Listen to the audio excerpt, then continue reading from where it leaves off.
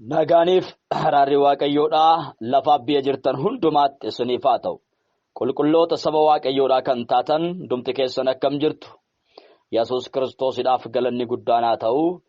Waaqayyo sagalee isaatiin nutti dubbatu maqaan isaa kan ulfaate haa ta'u. Ameen ameen. Haalelooyaa.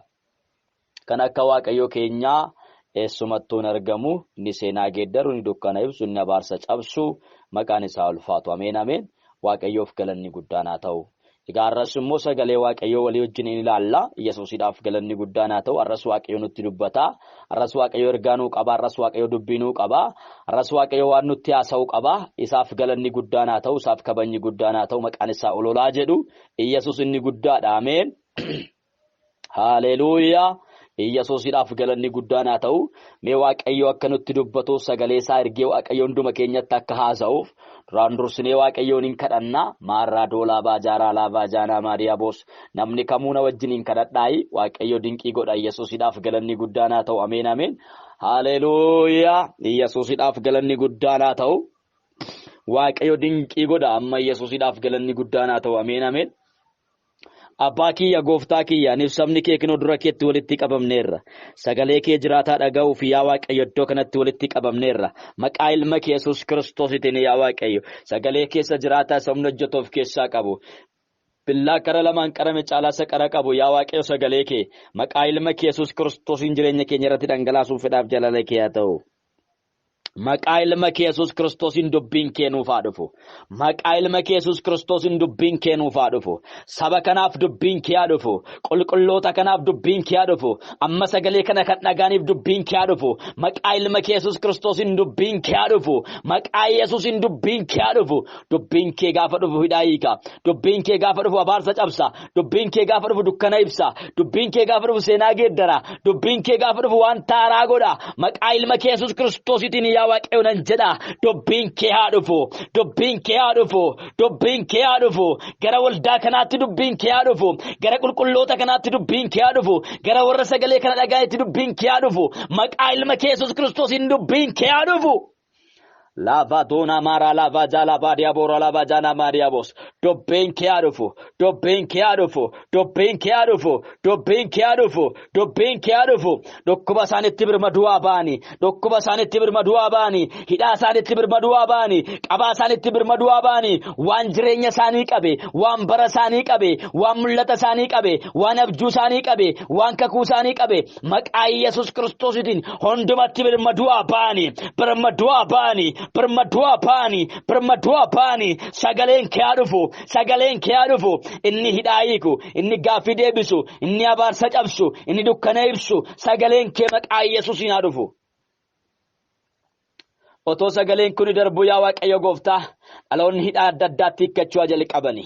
Otoo sagaleen kun darbu yaa Waaqayyo gooftaa amma yaa Waaqayyo sa'aatii kanaa jalqabee daqiiqaa kanaa jalqabee dhaloonni birmaduu ba'uu jalqabani. Hidhaan isaanii hiikkachuu jalqabu. Gaaffiin isaanii deebii argachuu jalqabu. Yaa Waaqayyo gooftaa wanti isaan jalaa qabamee jiru, wanti isaan jalaa hidhamee jiru, wanti isaan jalaa badee jiru eessatti akka bade, eessatti akka hidhame, eessatti akka qabame maqaa Yesuusiin argachuu danda'ani. Maqaa Yesuusiin argachuu danda'ani. Gaaffii jireenya isaaniif deebii argatani. Gaaffii jireenya isaaniif deebii argatani. Maqaa ilma kee Yesuus Kiristoosiin deebii argatani. Maqaa Yesuusiin deebii argatani. Maqaa Yesuusiin deebii argatani. Maqaa Yesuusiin deebii argatani. Gaaffii isaaniif deebii argatani. Gaaffii isaaniif deebii argatani. Maqaa Yesuusiin deebii argatani. Laabaatuuna maalaa jaalaa baadiyyaabos. Sagalee kan akka isaan hin dhaggeeffanneef. Gurra dhalootaa keessa sagaleen kun akka hin seenneef. Sagalee kana dhaganii akka isaan hin jijjiiramne gochuudhaaf.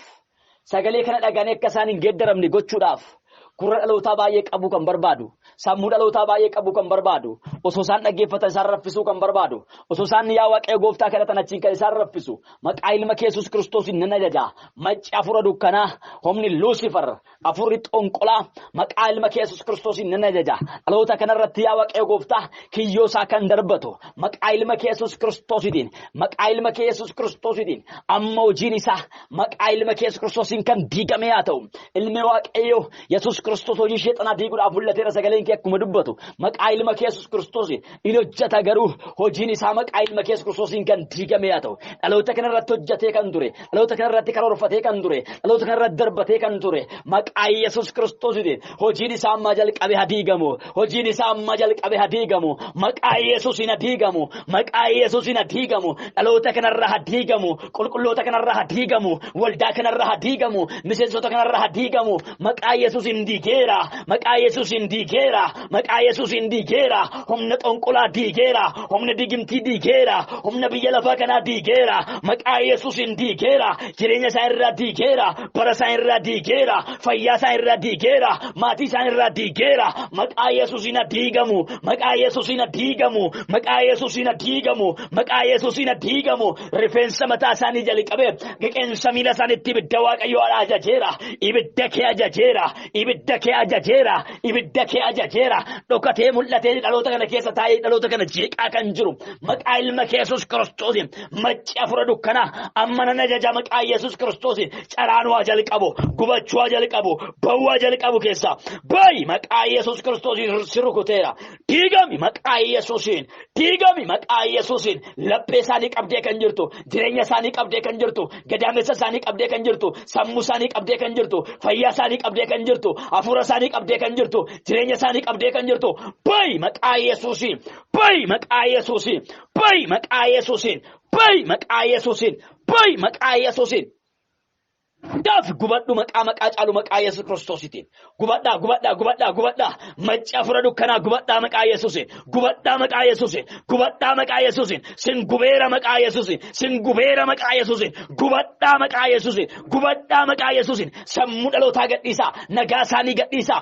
bara isaanii gadhiisaa jireenya isaanii gadhiisaa maatii isaanii gadhiisaa bayi keessaa maqaa Yesuusiin bayi keessaa maqaa Yesuusiin bayi keessaa maqaa Yesuusiin daaf xaragami maqaa Yesuus Kiristoosiin xaragami maqaa Yesuusiin xaragami maqaa Yesuusiin gubadhu maqaa Yesuusiin gubadhu maqaa Yesuusiin gubadhu maqaa Yesuusiin sammuu isaanii jireenya isaanii bara isaanii nagaa isaanii gadhiisii bayi keessa gadhiisii bayi keessa gadhiisii bayi keessa maqaa Yesuusiin bayi keessa maqaa Yesuusiin bayi keessa maqaa Yesuusiin bayi keessa maqaa Yesuusiin bayi keessa dhaloota kanaaf amma nagaanaa ta'u dhukkuba isaaniitti haa fayyani gaaffii isaanii deebii argatu hidhaan isaanii haa hiikkatu nammarraa jalqabanii nagaa ta'anii ammarraa jalqabanii nagaa ta'anii nagaan ammatti dhaga'amu nagaan ammatti dhaga'amu nagaan arganii hin beekne boqonnaan arganii hin beekne jireenya arganii hin beekne amma jireenya isaa irratti ta'uu jalqabu amma seenaan isaanii geeddaramu maqaa Yesuusiin jedheera maqaa Yesuusiin jedheera maqaa Yesuusiin jedheera irratti haa ta'u irratti haa ta'u irratti haa ta'u furmaanni isiniif haa ta'u nagaan isiniif haa ta'u nagaan isiniif haa ta'u nagaan isiniif haa ta'u kan dhabdan nagaa keessan maqaa Yesuusiin nagaa argadhaa leessan seena malantaa maaliif hallikoo kan jettani maqaa Yesuus Kiristoosiin nagaa isinirratti ajajeera nagaa ta'aa maqaa Yesuusiin nagaa ta'aa maqaa Yesuusiin abdii kutattanii teessanii bu'aa kan jirtan lafa lixxan kan dhabdan maqaa Yesuusiin nagaa ta'aa maqaa Yesuusiin nagaa ta'aa maqaa Yesuusiin nagaa ta'aa jireenyi keessa akkasin jalaa qabame nagaan keessa akkasin jalaa qabame dab'i keessan akkasin jalaa qabame maqaa Yesuusiin gadaa dhiifamu maqaa Yesuusiin gadaa dhiifamu maqaa Yesuusiin gadaa dhiifamu maatiin keessan qabamee kan jiru hidhaa adda addaa jala kan jiran qaba adda addaa kan jala kan jiran maqaa Yesuusiin gadaa dhiifamanii biyya keenya keessatti Itoophiyaa irratti hidhaa adda addaa keessa kan jiran qaba adda addaa keessa kan jiran cunqursaa adda addaa jala kan jiran maqaa Yesuusiin amma walaba haa baani amma birmaduu haa baani amma bilisa haa baani hidhaan kamuu isaa irra jiraachuu hin danda'ini abaarsi kamuu isaa irra jiraachuu hin danda'ini maqaa Yesuus Kiristoosiin mana adda addaa keessatti yaa Waaqayyo jal'inaan kan hidhamani yaa Waaqayyo gooftaa balleessaa tokko malee yaa Waaqayyo gooftaa jal'inaan kan hidhamani jal'ootaan yaa Waaqayyo qabamanii mana hidhaatti kan galfamani kiyyoon itti xaxamee kan jiru jireenyi isaanii qabamee kan jiru achi keessaa maaltu na baasa kan jedhan maqaa Yesuus Kiristoosiitiin amma yaa Waaqayyo gooftaa firdiinaa garagalu firdiinaa garagalu firdiinaa garagalu murteenaa garagalu murteenaa garagalu murteenaa garagalu Waaqni marda Mardakiyaasi har'as waaqa kan keenya inni hamaa irratti yaa waaqayyo murtii garagalchite yaa waaqayyo gooftaa hamaan Mardakiyaasiif yaa waaqayyo gooftaa fannoo irratti fannisu qopheesseef garuu yaa waaqayyo Mardakiyaasiif qopheessee ofiitti fannifame har'as yaa waaqayyo dhalootaaf kiyyoo kan xaxani dhalootaaf boolla kan qotani Itoophiyaadhaaf kiyyoo kan xaxani boolla kan qotani biyyattii kana yaa waaqayyo booddeetti kan deebisuu barbaadan Afrikaa qabuudhaaf kan barbaadan maqaa ilma kee Yesuus Kiristoositiin dukkanni yaa waaqayyo irratti darbatamu ammana ajaja maqaa Yesuus Kiristoositiin booddeetti yaa deebi'u booddeetti yaa deebi'u booddeetti yaa deebi'u abaarsichi yaa cabu abaarsichi yaa cabu firdiinaa garagalu murteenaa kaafamu murteenaa kaafamu firdiinaa garagalu firdiinaa garagalu firdiinaa garagalu firdiinaa garagalu dukkanni haayifu dukkanni haayifu abaarsi yaa cabu abaarsi yaa cabu hidhaanaa hiikkatu gaafinaa deebi'u gaafinaa deebi'u gaafinaa deebi'u.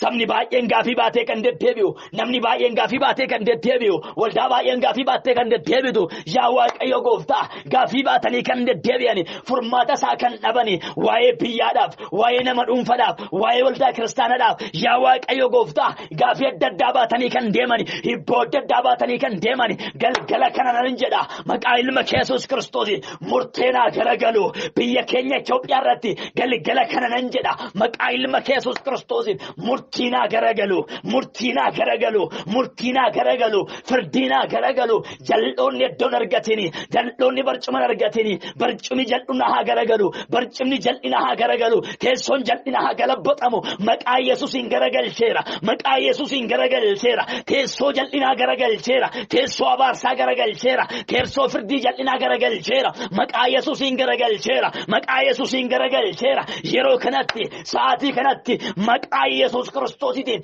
firdii jal'inaa maqaa Yesuusiin garagalcheera maqaa Yesuusiin garagalcheera maqaa Yesuusiin garagalcheera murteeffame biyya kana irratti kan murteeffame Afrikaa irratti kan murteeffame guutummaa addunyaa irratti kan murteeffame firdiin dukkanaa firdiin abaarsaa maqaa Yesuusiin garagalu maqaa Yesuusiin garagalu maqaa Yesuusiin garagalu biyya keenya irraa garagalu Oromiyaa irraa garagalu Itoophiyaa guutummaa irraa garagalu naannolee 11 irraa garagalu maqaa Yesuusiin garagalu naannolee adda addaa keessatti kiyyoon xaxamee jiru maqaa Yesuusiin ciccitu maqaa Yesuusiin ciccitu maqaa Yesuusiin ciccitu maqaa Yesuusiin ciccitu kiyyoon dhalootatti ta'e kiyyoon abbootatti ta'e kiyyoon daa'immootaatti ta'e kiyyoon barattootaatti ta'e kiyyoon hojjettootatti ta'e har'a maqaa Yesuusiin kan ciccite yaa ta'u har'a maqaa Yesuusiin ciccitu sa'aatii kana jalqabee haa ciccitu kukkuteera maqaa Yesuusiin kukkuteera maqaa Yesuusiin kukkuteera maqaa Yesuusiin kukkuteera maqaa Yesuusiin kiyyoon tokkummaa nyaate kiyyoon nagaa nyaate kiyyoon eebba biyyattii nyaate maqaa Yesuusiin galabbaxamu maqaa Yesuusiin garagalu maqaa Yesuusiin ciccitu maqaa Yesuusiin ciccitu maqaa Yesuusiin ciccitu maqaa Yesuusiin ciccitu maqaa Yesuusiin ciccitu labatu namas rola bayala bajana madiabo rikatuda labadona mas rola bajana madiabos labadina moklava jala badiabos kiyyoon biyya kana qabee jiru kiyyoon biyya kana qabee jiru maqaa Yesuus Kiristoosiin gadaadhiisu maqaa Yesuusiin gadaadhiisu eebbi biyyattii qabamee jira nagaan biyyattii qabamee jira jireenyi biyyattii qabamee jira har'a maqaa Yesuus Kiristoosiin nan jedha inni qabdee jirtu maqaa Yesuusiin gadhiisi beelini qaxaallo የዋጠውን አስተፋለሁ ተብሎ እንደተጻፈ ዛሬ በኢየሱስ ስም እናገራለሁ የዋጠ ኢትዮጵያን የዋጠ በናዝሬቱ በጌታ በኢየሱስ ስም ይጥፋ በኢየሱስ ስም ይጥፋ በኢየሱስ ስም ይጥፋ በኢየሱስ ስም ይጥፋ በኢየሱስ ስም ልቀቅ በናዝሬቱ በጌታ በኢየሱስ ስም ልቀቅ በኢየሱስ ክርስቶስ ስም ልቀቅ በኢየሱስ ክርስቶስ ስም ልቀቅ በኢየሱስ ክርስቶስ ስም ልቀቅ በኢየሱስ ክርስቶስ ስም መንግስታትን ያስክ ታላላቆችን ያስክ አዋቂዎችን ያስክ ልጆችን ያስክ ተማሪዎችን ያስክ በኢየሱስ ክርስቶስ ስም አዛለሁ በናዝሬቱ በጌታ በኢየሱስ ስም ልቀቅ በኢየሱስ ስም ልቀቅ በኢየሱስ ስም የእግዚአብሔር እሳት ይውረድብህ የእግዚአብሔር እሳት ይውረድብህ የእግዚአብሔር እሳት ይውረድብህ ዘንዶ በኢየሱስ ስም ይታረድ ዘንዶ ይታረድ ዘንዶ ይታረድ ዘንዶ ይታረድ በኢየሱስ ስም ይታረድ በኢየሱስ ስም ይታረድ በኢየሱስ ስም ይታረድ በኢየሱስ ስም ይታረድ ዘንዶ በናዝሬቱ በጌታ በኢየሱስ ይታረድ ይሁን ይታረድ በኢየሱስ ስም ይታረድ በኢየሱስ ስም ይታረድ በኢየሱስ ስም ይታረድ በኢየሱስ ስም ረባቱናማስ Jawwichi haa qalamu maqaa Yesuusin. Jawwichi haa qalamu maqaa Yesuusin. Dhiiga biyyattii dhugaa kan bahe. Dhiiga biyyattii dhugaa kan bahe. Nagaa biyyattii nyaachaa kan bahe. Jireenya biyyattii nyaachaa kan bahe. Amma maqaa Yesuusin haa qalamu. Amma maqaa Yesuusin haa qalamu. Jawwichi haa qalamu. Jawwichi haa qalamu. Jawwichi haa qalamu. Bofichi haa waraanamu. Bofichi haa waraanamu. Bofichi haa waraanamu. Bofichi haa waraanamu. Xonqolaan haa garagalu. Digimtiin haa garagalu. Moortiin haa garagalu. Maqaa Yesuusin haa garagalu. Maqaa Yesuusin haa garagalu. Afurri bajaaf jaatamija. Afurri illuminaati. Biyya keenya irraa haa garagalu. Maqaa Yesuusin haa garagalu. Itoophiyaa irraa haa garagalu. Garagalcheera maqaa Yesuusin. Garagalcheera maqaa Yesuusin. Garagalcheera maqaa Yesuusin. Teessoo isaa galabbaxeera. Teessoo isaa galabbaxeera. Teessoo isaa galabbaxeera. Teessoo isaa galabbaxeera. Teessoo isaa galabbaxeera. Makatu dabas. Rola bala bala bala bo. Rabatuna malabadiabos. Makatula badiabos. Inni dhiiga qulqullootaa dhugaa ba'e. Inni dhiiga ijoolleedhaa dhugaa ba'e. Inni dhiiga barattootaa dhugaa ba'e. Inni dhiiga abboota hawwootaa dhugaa ba'e. Inni dhiiga sooressootaa dhugaa ba'e. Maqaa Yesuus Kiristoositiin. Inni dhiiga namootaa dhugaa ba'e. Inni dhiiga haadha hiyyeessaa dhangalaasaa ba'e. Har'a maqaa Yesuus Kiristoosiin teessoon isaa garagaleera. Maqaa Yesuusiin teessoon isaa garagaleera. Maqaa Yesuusiin teessoon isaa garagaleera. Maqaa Yesuusiin teessoon isaa garagaleera. Maqaa Yesuusiin teessoon isaa garagaleera. Ratunamas. Makatola badiabos. Robadia malabadinabos. Inni nagaa waldaa kiristaanaa nyaachaa ture. Inni wangeelatti gufuu ta'aa ture. Maqaa Yesuusin garagaleera. Teessoon jal'inaa garagaleera. Barcumi jal'inaa garagaleera. Maqaa Yesuusin garagaleera. Abbaa. Gooftaa galanni guddaan siif haa ta'u. Isa kadha keenya dhageesse ulfaadhu. Isa dhageessee ibiddaan deebistuu ulfaadhu. Kadhaa ibiddaan deebistaati ulfaadhu. Dhageessee ibiddaan deebistaati ulfaadhu. Teessoo kee irratti galanni guddaan siif haa ta'u. Sagaleen amma darbu humnaaf jabinaan haa ta'u. Sagaleen amma darbu humnaaf jabinaan haa ta'u. Dhalootaaf furmaataa haa ta'u. Waan goote hundumaatti ulfaadhu. Maqaa tokkocha ilma kee Yesuusiin. Ameen. Laafatuuna maaraa laafaa jaalabaa diyaabos. Yesuusidhaaf galanni guddaan haa ta'u. Haaleluyyaa. Yesuusidhaaf galanni guddaan haa ta'u. Egaa sagalee Waaqayyoodhaa walii wajjiniin ilaallaa. Yesuus Kiristoosidhaaf galanni guddaan haa ta'u. Dhiqadhaa of qulleessaa gaarii gochuu baraa jedhee sagalee Waaqayyoodhaa nutti dubbata. Yesuus Kiristoosidhaaf galanni guddaan haa ta'u. Yoo dhiqachuudhaa baannee yoo of qulleessuudhaa baannee ani Waaqayyoo sin hin dhaga'u jedhee Waaqayyoo sagalee isaa keessan dubbateera. Egaa kutaa kana keessatti sagalee Waaqayyoo warri wajjin wallaalluu jechoota kana fakkaatan kan of keessaa qabudha. Yesuus Kiristoosidhaaf galanni guddaan haa ta'u. Egaa sagaleen isaa humnaaf jabinaan waan darbuuf sagaleen kun hidhaa hiikaa darbaa gaafii deebisaa darbaa namoota baay'eedhaaf furmaata ta'aa darba. Akkasumaan sagaleen Waaqayyoon darbu. Yesuus Kiristoosidhaaf galanni guddaan haa ta'u. Ani isin hin dhaga'uu jedhe Waaqayyo. Maaliif Waaqayyoon isin hin dhaga'u jedha? Wanti Waaqayyoon isin hin dhaga'u jedhuuf maalidha? Yesuus Kiristoosidhaaf galanni guddaan haa ta'u. Ameen. Waaqayyo wanti ani isin hin dhaga'u jedhuuf maalidhaaf? Maaltu ta'ee jennaan Waaqayyoon isin hin dhaga'u jedha? Egaa sagalee Waaqayyoo keessatti Waaqayyo maal jedhee ani isin hin dhaga'u jedhe? Maal ta'ee jennaan Waaqayyo nu dhaga'uu dide laata? Maaliif Waaqayyo nu dhaga'uu dide? Ani hin dhaga'u jedhee Waaqayyo maaliidhaaf saba isaatti dubbate? An kadhata keessan hin dhaga'u maaliif jedha Waaqayyo? An iyya keessan hin dhaga'u maaliif jedha Waaqayyo? An gara keessan ilaalu maaliif jedha Waaqayyo? Macaafa qulqulluu keenya keessatti an iyya keessan hin dhaga'u, iyya keessan dhaga'uu nuffeera, kadhata keessan hin dhaga'u, ani gara keessan hin ilaalu, wantoonni jedhu macaafa keenya keessatti maaliif barraa'an? Yesuus Kiristoosidhaaf galanni guddaan haa ta'u. Egaa isa kana walii wajjiniin sirriitti ilaallaa jechuudha. Ameen. Isaayyaas 1:15 irraa kaasnee walii wajjin akka Waaqayyo nu gargaare walii wajjin ilaallaa. Maal jedhaa? Yommus isin harka keessan gara kootti balliftanii kadhattan. Ani immoo gara keessan hin ilaalu jedhe. Yesuus Kiristoosidhaaf galanni guddaan haa ta'u. Kutaa kana keessatti Waaqayyo harka keessan bal'istanii kadhattanii harka keessan gara kootti bal'iftanii kadhattanii ani immoo gara keessan hin ilaalu jedha Waaqayyo. Yesuusidhaaf galanni guddaan itti dabalees akka jedha harka keessan keessa dhiigni waan guuteef kadhata yoo baay'iftan iyyuu ani isin hin dhaga'u. Kutaa lama kana keessatti Waaqayyo jecha lama dubbate tokko isin hin ilaalu jedhee lammaffaadha isin hin dhaga'u jedhe. Waaqayyo akka nun ilaallee fi akka nun dhageenye maaltu taasise kutaa kana keessatti jennee gaafa laallu Waaqayyo kutuma kana keessatti maal jedheera harka keessan keessa dhiigni guuteera.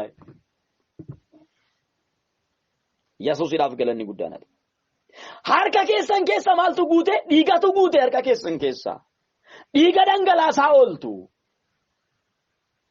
Yesuusidhaaf galanni guddaadha ta'u. Dhiiga dhangalaasuun nama ajjeesuu duwwaa miti. Ajjeesisuunis dhiiga dhangalaasuudha. Nama jibbuunis dhiiga dhangalaasuudha. Yesuusidhaaf galanni guddaan haa ta'u. Namarratti wanta hamaa yaaduun dhiiga dhangalaasuudha. Namaaf wanta hamaa yaaduun namarratti wanta hamaa yaaduun dhiiga dhangalaasuudha. Jal'inaan guutamne haaminaan guutamne jireenya gadhiisii jiraanne kadhachuudhaaf immoo harka keenya bal'isnee gara Waaqayyootti dhiyaanna. Waaqayyo kanaaf maal jedhee duraan dursatii harka keessan isa dhiigaan machaa'e kana jireenya keessan isa xuraa'aa kanatti of qulleessaayi nuun jedha. Yesuus Kiristoosidhaaf galanni guddaan haa ta'u. Ameen. Of qulleessaa. Dhiqadhaa of qulleessaa hojii keessan isa hamaas ija koo duraa balleessaa. Hamaa gochuu dhiisaa. Harka keessan keessa dhiigatu guute gaafa jedhu Waaqayyo maalidha jedhee gara gadiitti lakkoofsa 16 irratti gaafa zaruu fi hamaa hojjettu wanta hamaa hojjettu waan natti hin tolle hojjettu wanta Waaqayyootti hin tolle hojjechuu jechuun dhiiga dhangalaasuudha guutumaan guututti. Dhiiga dhangalaasuun lubbuu baasuu duwwaa miti. Yesuusidhaaf galanni guddaan haa ta'u. Wanta Waaqayyoon jaalanne gochuun hundumti isaayyuu maalidha? Dhiiga dhangalaasuudha. Waan Waaqayyootti hin tolle hojjechuun dhiiga dhangalaasuudha. Harka ofii dhiigaan xureessuudha. Yesuusidhaaf galanni guddaan haa ta'u. Kanaaf Waaqayyo dhiqadhaa of qulleessaa. Hojii keessan hamaas ija koo dura balleessaa. Hamaa gochuu dhiisaatii gaarii gochuu baraayi. Yesuusidhaaf galanni guddaan haa ta'u. Gaarii gochuu bara. Hamaa gochuu immoo dhiisa. Gaarii gochuu bara. Gaarummaadhaan jiraadha. Amanamummaadhaan jiraadha. Arjummaadhaan jiraadha. Wal danda'uudhaan jiraadha. Wal jaalachuudhaan jiraadha. Waliif ta'uudhaan jiraadha. Wal simachuudhaan jiraadha. Wal boqochiisuudhaan jiraadha. Garuu kana osoo hin goone yoo kadhanne yoo Waaqayyoon barbaaddanne Waaqayyoon yoo kadhanne kadhata keenya Waaqayyo hin dhaga'u hin ilaalu nuuf hin argamu Waaqayyo. Haaminaan fuula isaatti kan deddeebinu yoo ta'e jal'inaan fuula isaatti kan deddeebinu yoo ta'e karaa keenya isa hamaan dhiisnu yoo ta'e hojii keenya isa hamaan dhiisnu yoo ta'e jal'ina keenya dhiisnu yoo ta'e nama hamachuu dhiisnu yoo ta'e maqaa namaa balleessuu dhiisnu yoo ta'e nama irratti ka'uu dhiisnu yoo ta'e nama jibbuu hin dhiisnu yoo ta'e Waaqayyo kadhata keenya hin dhaga'u. Waaqayyo kadhata kee akka dhaga'u gara kee akka ilaalu yoo barbaadde gaarii gochuu bari hamaa gochuu immoo dhiisi. Yesuusidhaaf galanni guddaan haa ta'u. Gaarii gochuu bara hamaa gochuu immoo maal godhaa? Dhiisaa nuun jedha Macaafni Qulqulluun. Dhiqadhaa of qulleessaa. Hojii keessan isaa maal ija koo duraa balleessaa. Hamaa gochuu dhiisaa. Gaarii gochuu bara. Yesuusidhaaf galanni guddaan haa ta'u. Waan gaarii gochuudhaaf bara. Waan gaarii baradhaa. Yesuusidhaaf galanni guddaan haa ta'u. Ameen. Waan gaarii baradhaa. Har'a biyyattii kan jeeqaa jiru, addunyaa jeeqaa kan jiru jaalala hamaadha. Jaalala hamaadhaan qabamee jira ilmi namaa. Jaalala hamaadhaan qabamee jira. Afaaniin si jaalata, keessa isaatti billaa baatee deema. Afaaniin waa jecha jaalalaa sitti dubbata, garaa isaa garuu boolloo siif qota.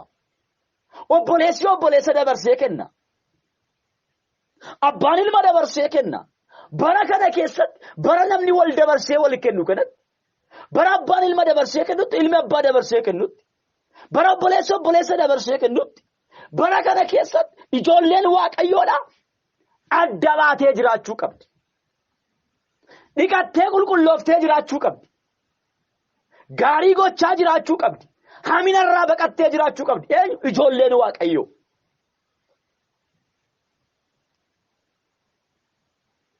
Barichatu hamaadha hin jedhin. Yeroo baay'ee namoonni barichatu hamaa waan ta'eef jedhan. Barichi hamaa yoo ta'e ati hamaan ta'i. Barichi hamaadha eeyyen. Barichi ulfaataadha eeyyen. Macaafni maal jedhaa? Barichi hamaadha. Kanaaf baricha bitaa'edha. Bara hamaa kana bituu qabna. Yesuusidhaaf galanni guddaan haa ta'u. Barichi nu bituu hin qabu.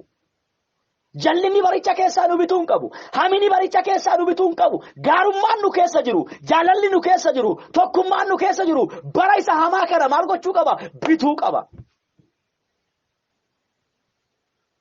Biyya lafaa gidduutti wal nyaachuun, dabarsanii wal kennuun, wal gurguruun, wal ajjeesuun yoo jiraate iyyuu ijoollee waaqayyoo gidduutti kun hin jiraata jechuu miti. Yesuusidhaaf galanni guddaan haa ta'u. Yeroo baay'ee raajii ormaa kan keenya godhanna. Ergaa ormaa kan keenya godhanna. Macaafa qulqulluu keessatti kan barraa'e ergaa warra qulqullootaa barraa'ee jira. Ergaan ormootaa barraa'ee jira. Ergaan jallootaa barraa'ee jira. Ergaan qajeelotaa barraa'ee jira. Ergaan seexanaa barraa'ee jira. Ergaan ergamoota waaqayyoodhaa barraa'ee jira. Yesuusidhaaf galanni guddaan haa ta'u. Ergaa isa kan keentaane fudhattee ittiin jiraatin. Barichi hamaa waan ta'eef nama hamaa ta'e, barichi jallaa waan ta'eef nama jallaa ta'e jechuu hin dandeessu. Baricha bitii jiraadhu sin jedha macaafni. Baricha moo'ii jiraadhu sin jedha macaafni. Bara moo'ii malee barri sin moo'ii sin jedha macaafni. Waan gaariidhaan hamaa moo'ii malee hamaan sin moo'inii jedha macaafni. Kanaaf ergaa macaafichaa yoo nuu galee, dubbiin macaafichaa yoo nuu galee, abbaan barbaade jallaa haa ta'u, abbaan barbaade karaa gadaa dhiisu, abbaan barbaade waan barbaade keessa haa galu, anaaf garuu karaa isa qajeelinaatu naaf ta'a. Anaaf garuu Kiristoosii wajjin hamma dhumaatti dhaabachuutu naaf ta'a. Yesuusidhaaf galanni guddaan haa ta'u. Dhiqadhaaf qulleessaa. Firdii qajeelaa duukaa bu'aa. Yesuusidhaaf galanni guddaan haa ta'u. Firdii qajeelaa duukaa bu'aa. Firdii jallaarraa moo jalla deebi'aa. Firdii jallaa hin tumsinaa. Firdii jallaa hin hoogganinaa. Firdii jallaa hin gargaarinaa. Warra waan jallaa hojjetan hin tumsinaa. Hin gargaarinaa, hin deeggarinaa. Warra waan qajeelaa hojjetan duukaa bu'aa. Yesuusidhaaf galanni guddaan haa ta'u. Firdii qajeelaa duukaa bu'aa. Warra nama miidhaan ifadhaatii qajeelchaa.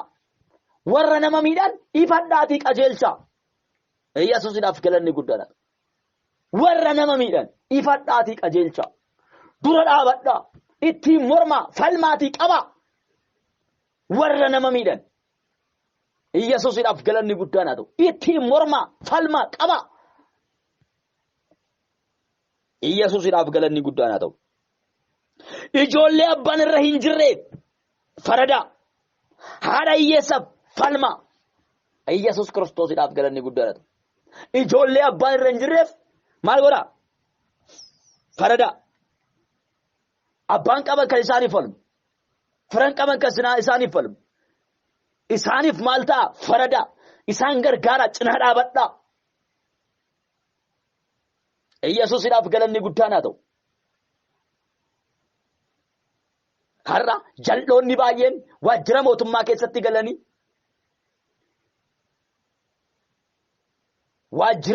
keessatti galanii haadha hiyyeessaa boochisaa oolu. Yoo kana agartan callisanii bira darbuu hin qabne falmaa ittiin qabaa. Yesuusiidhaaf galanni guddaan haa ta'u.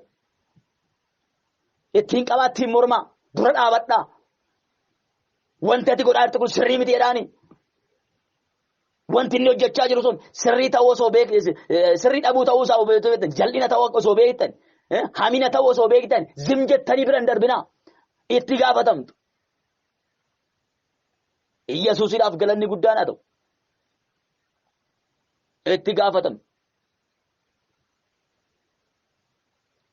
Yesuusiidhaaf galanni guddaan haa ta'u. Itti gaafatamtu. Bulchiinsa ganda keenyaa tokkotu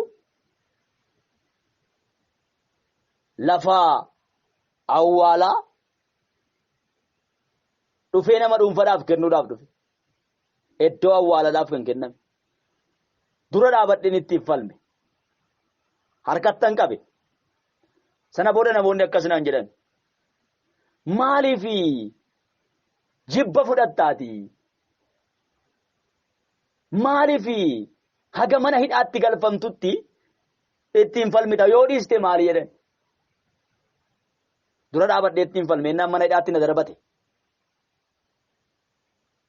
Yesuusiidhaaf galanni guddaan haa ta'u. Jal'ina inni hojjetu sun argu callisuun qabu. Haadha hiyyeessaa osoo miidhuu callisuun qabu. Yesuusiidhaaf galanni guddaan haa ta'u. Waldaa kiristaanaa osoo miidhuu callisuun qabu. Ittiin falmuu dura dhaabachuun qaba malee.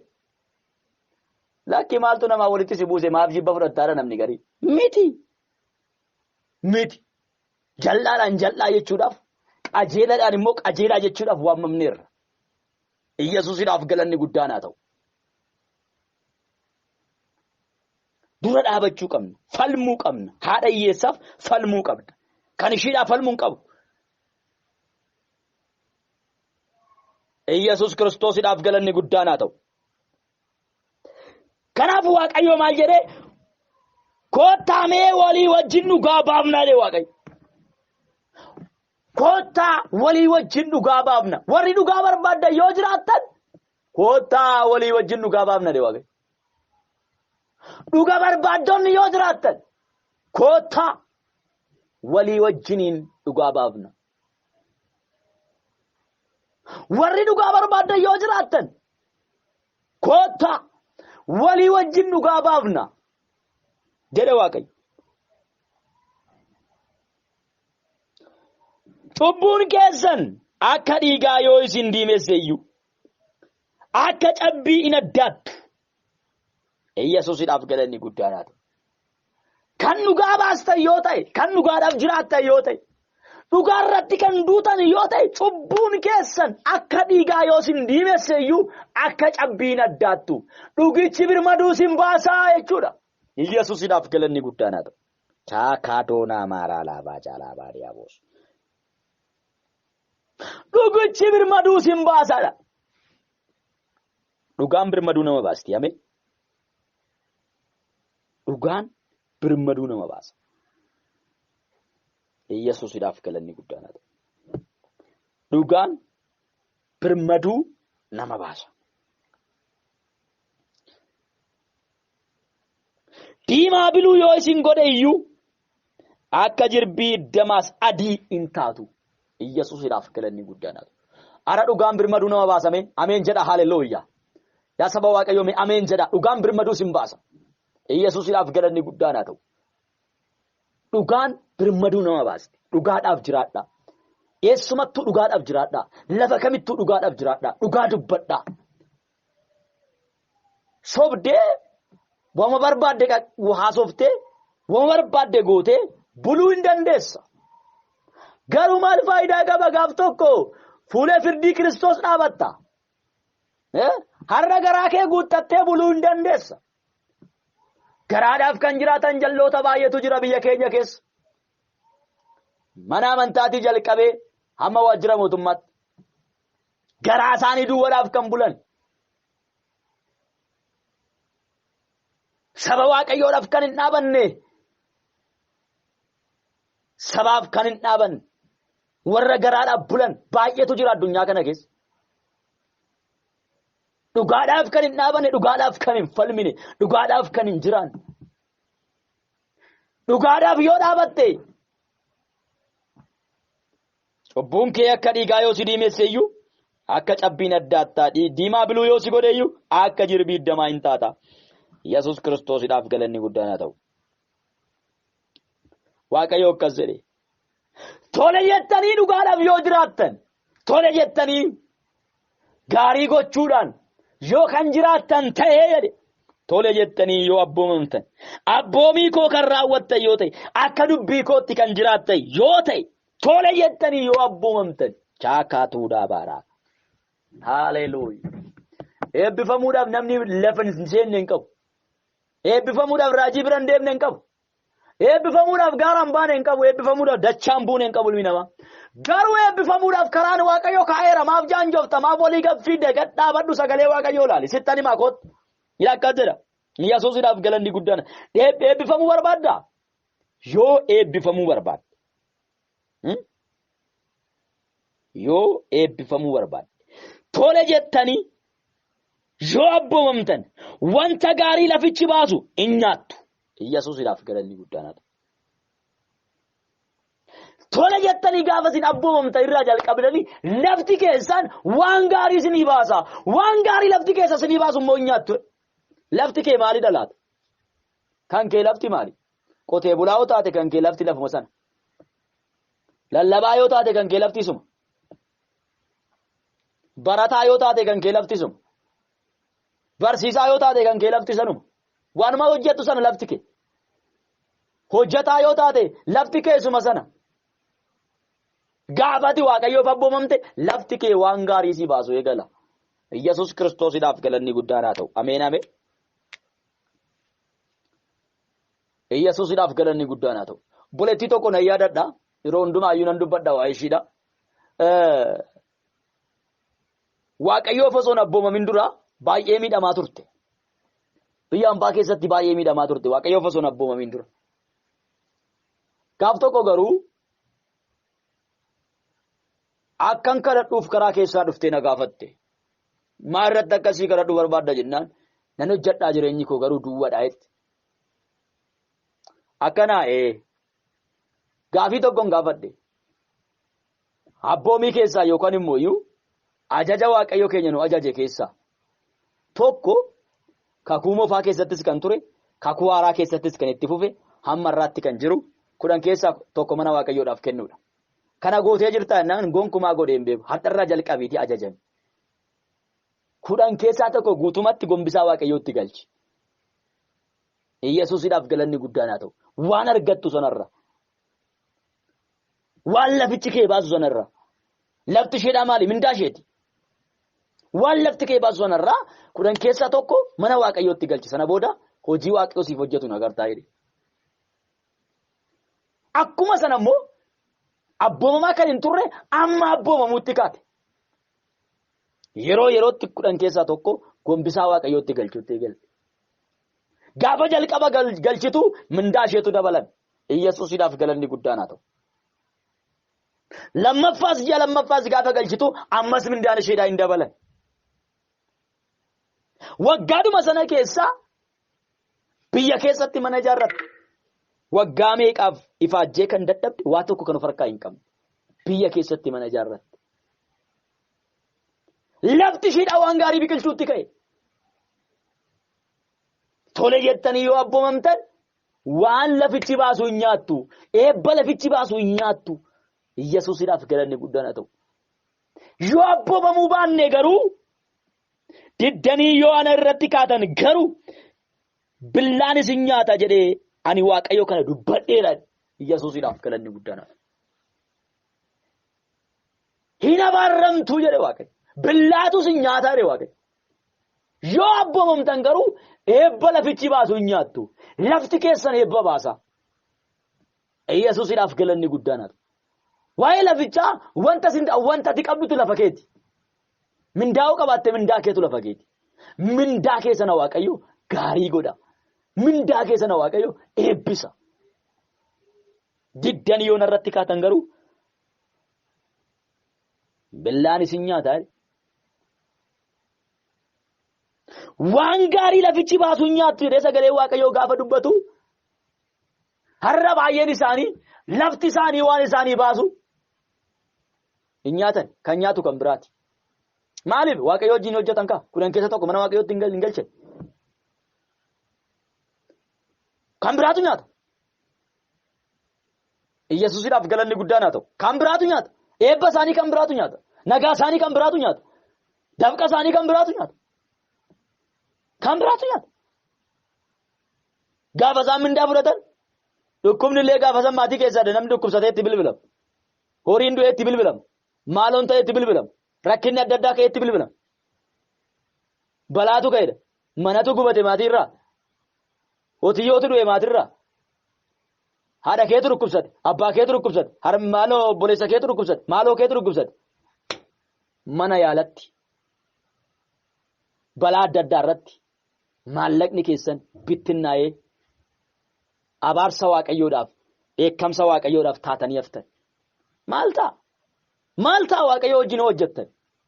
Kudhan keessa tokko mana waaqayyootti galchitan maal ta'a? Maaf abaarramtu? Tole jettanii. Yoo abboomamtan anaaf kan ajajamtan yoo ta'e akka abboomii kootti kan jiraattan yoo ta'e waan gaarii lafti kee biqilchuu nyaattaa. Yoo didde garuu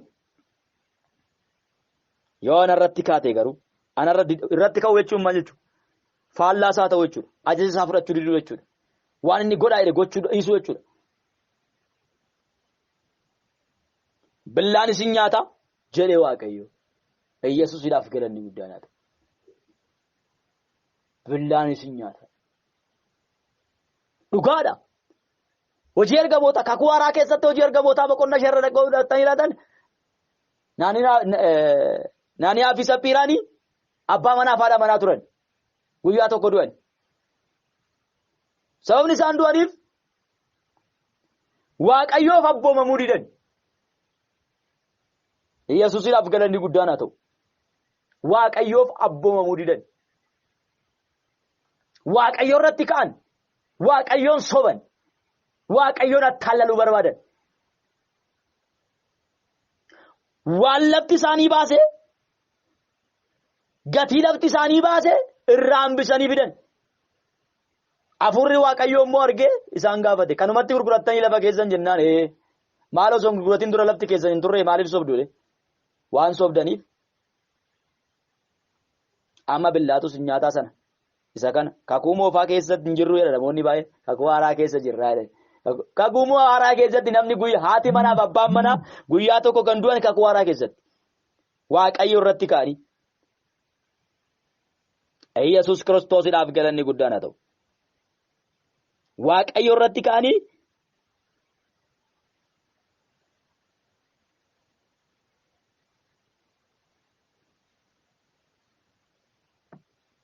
Yesuusiidhaaf galanni guddaan haa ta'u. Ameen ameen. Waaqayyo irratti ka'anii abbaa manaa fi haati manaa kan du'an kakuu haaraa keessatti. Kakuu haaraa keessatti. Hin gowwoominaa. Barumsa sobaatiin hin gowwoominaa. Ergaa sobaatiin hin gowwoominaa. Barsiisa sobaatiin hin gowwoominaa. Kudhan keessaa tokko guutumatti gombisaa waaqayyootti galchaa. Abboomamaa waaqayyoof hin eebbifamtu.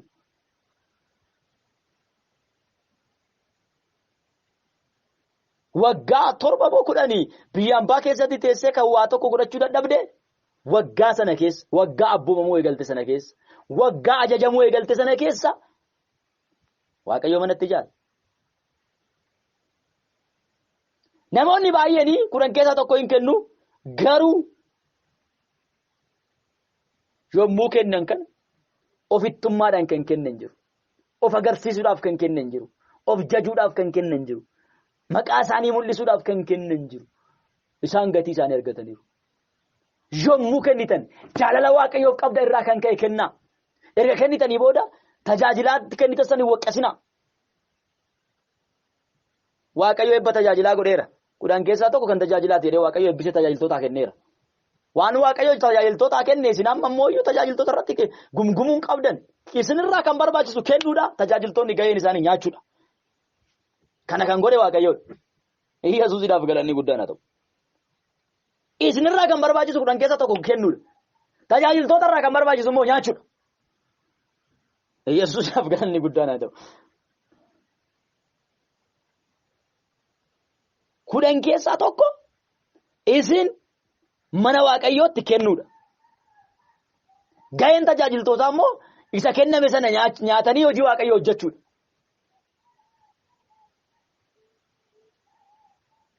Waaqayyo tajaajiltootaaf eebba godhee kenne.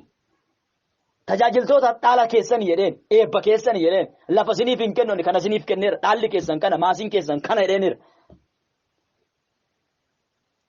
Amantootaan immoo kana yoo kennuu baattanii abaarramtu jedheeniira.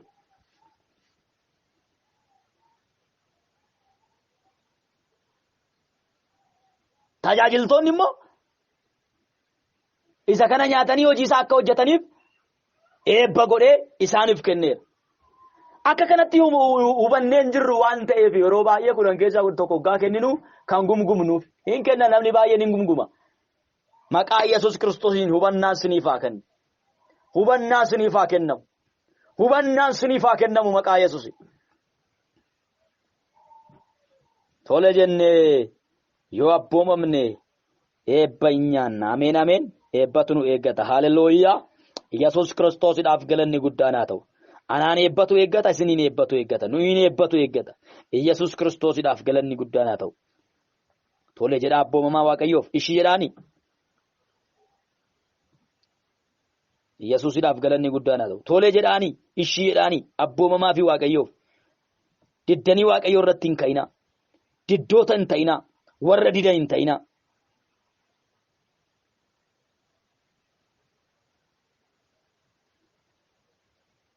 Yesuusiidhaaf galanni guddaan haa ta'u. Seera keessa deebii seera lakkoofsotaa boqonnaa 14 lakkoofsa 9 irratti seera lakkoofsaa keessatti isin Waaqayyo irratti hin ka'inaa duwwaa malee namoota biyya sanaa akkuma buddeenaa keenyatti isaanii alalfannaa gaaddisi isaan irraa sokkeera. Nu wajjin garuu Waaqayyo jira. Kanaaf isin isaanii hin sodaatinaa jedhanii warra sodaatanitti yommuu diban dubbatan agar. Waaqayyo irratti isin maal hin ta'inaa? Isin Waaqayyo irratti hin ka'inaa. Namni Waaqayyo irratti ka'u, namni dubbii Waaqayyootiin faallaa jiraatu moo'icha hin argatu. Kanaaf kutaa kana keessatti Waaqayyo irratti yoo ka'uu baattan, isin Waaqayyo irratti yoo ka'uu baattan, warra biyya sanaa akka buddeenaa alalfachuu dandeessu. Kana'aanota dhedheerota sanniini ilmaan Anaaq dhedheeroo sanniini akka buddeenaa alalfachuu dandeessu. Gaaddidduun isaan irra hin jiru. Isin garuu Waaqayyotu isin faana jira. Garuu dhaamsinan isinii dhaamu maal jedheeni? Waaqayyo irratti hin ka'inaayi. Yesuusiidhaaf galanni guddaan haa ta'u. Waaqayyo irratti ka'uun rakkina guddaa akka inni qabu sagalee Waaqayyoo nutti hubata.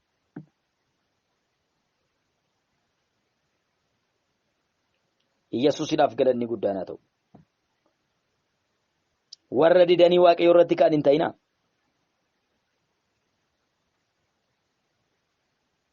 Warra Waaqayyoon morman hin ta'inaa. Warra Waaqayyoon ajajaman ta'a. Warra Waaqayyoof abbooman ta'a. Warra Waaqayyoof ishii jedhan ta'a. Gaafa sana Waaqayyo jireenya keessan hin eebbisa. Bara keessan hin eebbisa. Hojii keessan hin eebbisa. Maqaa Yesuus Kiristoosiin sagaleen kun jireenya keessan geeddaruu haa jalqabu. Sagaleen kun maqaa Yesuus Kiristoosiin jireenya keessa irratti haa chaappeffamu. Maqaa Yesuus Kiristoosiin humni sagalee kanaa jireenya keessan geeddaruu haa jalqabu. Sagaleen kun maqaa Yesuus Kiristoosiin nagaa isiniif haa kennu. Boqonnaa isiniif haa kennu. Dhiqadhaa, of qulleessaa, gaarii gochuu bara. Dhugaa baasaa, dhugaa wajjin jiraadhaa. Yoos cubbuu keessanitti Waaqayyo birmaduu isin baasa. Tole jedhaa ajajamaa waan lafti keessan baasu Waaqayyo isin nyaachisa. Yookaan ormatu nyaata. Yookaan dadhabbii kee ormatu nyaata. Ifaajee keessan ormatu nyaata. Ormatu nyaata. Ormatu nyaata ifaajee keessan. Dafqa keessan ormatu nyaata. Dadhabbii keessan ormatu nyaata. Mana yaalatu nyaata. Rakkina adda addaatu nyaata. Yesuusiidhaaf galanni guddaan haa ta'u. Ajajamaa Waaqayyoof jiraadhaa. Yoos Waaqayyo jireenya keessan ni eebbisa. Yoos Waaqayyo bara keessan eebbisa. Yoos Waaqayyo hojii keessan eebbisa. Yoos Waaqayyo karoora keessan ni eebbisa. Yoos Waaqayyo sin bal'isa. Ajajamaa Waaqayyoof jiraadha. Yesuus Kiristoos nama Naazreetiif galanni guddaan haa ta'u. Sagalee isaa ergee waan nuti dubbateef ulfaadha. Innaa ulfaata. Inni haa kabajamu.